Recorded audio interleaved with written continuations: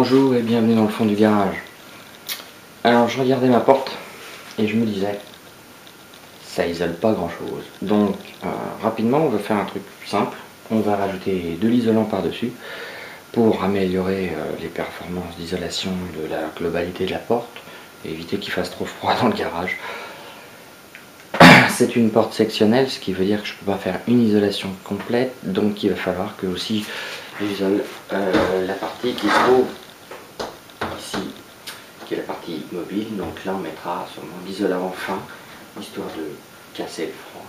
Actuellement il ne fait pas encore trop froid, on le sent à travers la porte, il doit faire 5-6 degrés dehors, il fait 17 dedans. On sent le froid passer.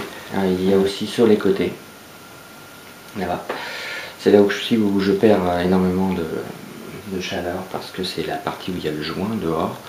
C'est pas très étanche, la partie supérieure et bien sûr le sol. Donc déjà dans un premier temps on va se contenter de faire la porte. Par la même occasion, ils profiteraient donc des grandes surfaces plates que sera générée pour pouvoir écrire dessus et mettre toutes les idées dont j'ai envie de parler. Les réflexions, enfin un grand tableau quoi, enfin surtout large. Bon, voilà, je pense que je ferai au moins les 3 sections et puis le reste on verra.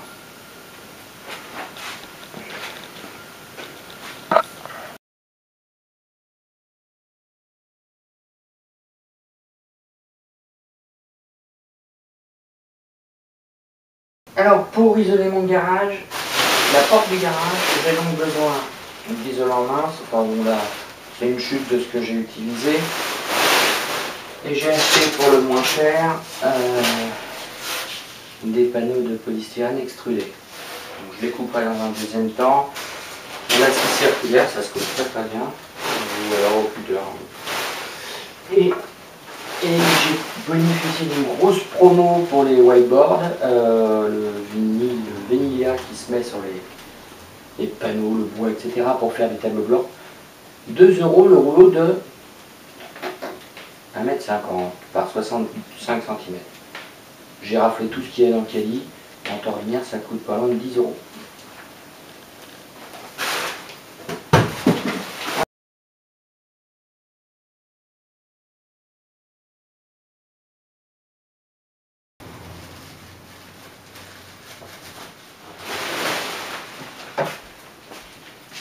On va changer de technique, celle-là est pas assez puissante.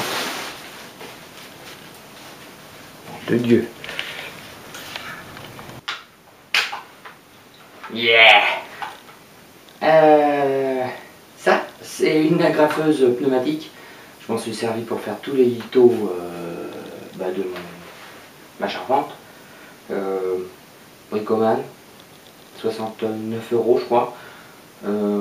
C'est sûr que c'est un investissement, mais honnêtement, c'est super quoi. Dès qu'on a quelque chose à clouer, tout est réglable, démontable. Elle est vraiment pas chère pour le prix. Et avec un petit coup de main, on arrive à faire tout ce qu'on veut. Et ça traverse vraiment tout. Là, je vais mettre des agrafes de genre, donc assez épaisses, pas trop longues. Ça devrait tenir.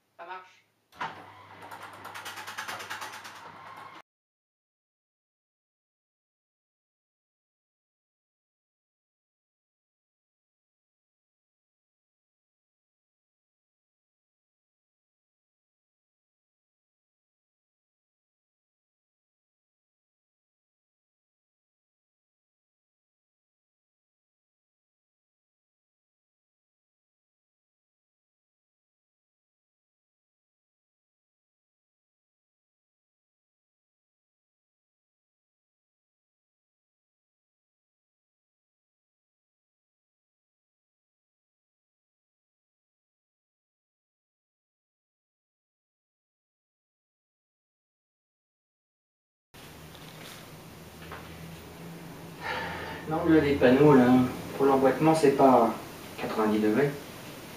Donc pour ce faire on va utiliser ce qu'on appelle une fausse équerre. C'est en fait un ensemble mobile qui permet de relever l'angle tout simplement. Sans avoir à prendre la tête, on l'applique comme ça.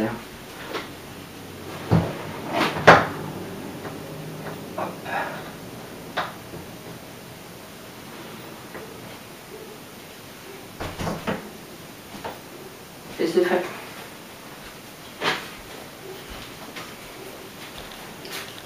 Pas 90.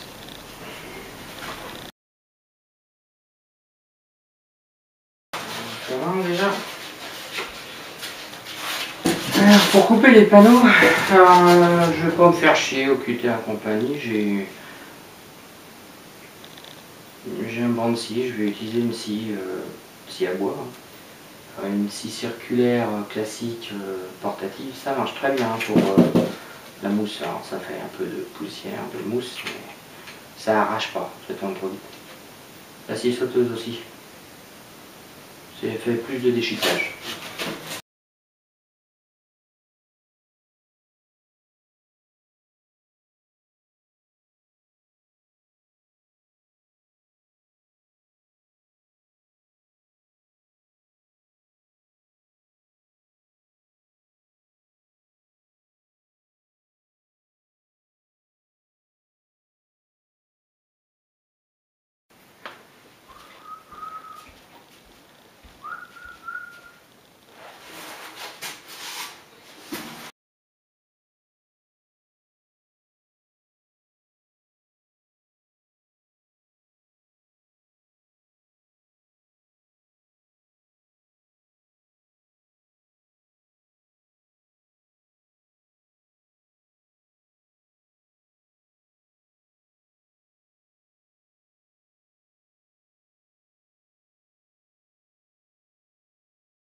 Voilà, les bandeaux sont coupés, collés. Donc les trois premiers. Le dernier, je vais me servir des chutes que je vais recoller tout simplement. Puis ça me fera bien la dernière partie en bas. J'ai testé le collage, différents types de collage, silicone et compagnie, colle chaude et tout. En fait, la colle chaude c'est bien, mais il faut avoir un bon pistolet, ce qui n'est pas mon cas. Le silicone c'est bien, mais il faut rester 3 heures appuyé et bah, c'est chiant parce que je n'ai pas que ça à faire que d'être collé au truc. Donc finalement ils ont été vissés avec de la vis pour placo et bah, ça tient très très bien. Donc je vais m'arrêter là. Là je vais mettre la partie wakeboard. Vinyle blanc. Parfait pour écrire toutes les idées saugrenues.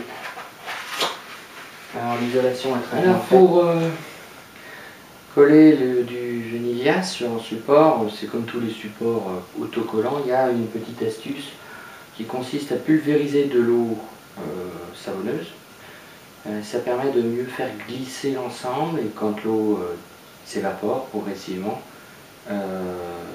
bah, le reste est bien collé et surtout sans bulle. Bah, c'est surtout très pratique, ça marche très bien avec les vitres, la ferraille, donc je vois pas pourquoi ça ne marcherait pas pour ça, donc on va essayer.